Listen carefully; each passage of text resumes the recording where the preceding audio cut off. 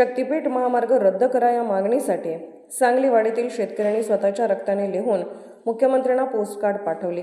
आज बाधित शेतकरी सांगलीवाडीतील राम मंदिर चौकात एकत्रित आले। त्या ठिकाणी एकत्र येऊन शेतकऱ्यांनी आपले रक्त बाटलीत काढले व बोरूने माझी जमीन बागायत असून महामार्गासाठी द्यायची नाही, तसेच या महामार्गामुळे या परिसराला महापुराचा धोका वाढणार आहे, त्यामुळे सर्व देवस्थान रत्नागिरी नागपूर महामार्गाला जोडावीत अशा आशयाची पत्रे लिहिली। नांदेडमध्ये माननीय मुख्यमंत्र्यांनी शक्तीपीठ महामार्गाला कोणाचा विरोध नाही असे म्हणून शक्तीपीठला विरोध करणाऱ्या शेतकऱ्यांच्या आंदोलनाकडे गांभीर्यपूर्वक पाहिले नाही।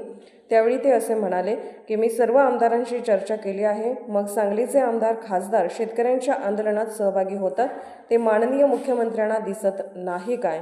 जिल्हाधिकाऱ्यांच्या माध्यमातून निवेदने पाठवली आहेत, ती त्यांनी वाचले नाहीत का असे संतप्त प्रश्न शेतकऱ्यांच्या मनात आहेत, म्हणून पोस्टकार्ड लिहिण्याचे आवाहन केले आहे। त्याला प्रतिसाद देत शेतकऱ्यांनी स्वतःच्या रक्ताने पोस्टकार्ड लिहिली। यावेळी माजी आमदार दिनकर तात्या पाटील, उमेश देशमुख, महेश खराडे, हरिदास पाटील, उमेश येडके, प्रवीण पाटील, यशवंत हारुगडे, सुधाकर पाटील, रमेश येडके, उत्तम पाटील, गजानन हारुगडे, रघुनाथ पाटील, विलास थोरात, प्रशांत पाटील इत्यादीसह शेतकरी उपस्थित होते।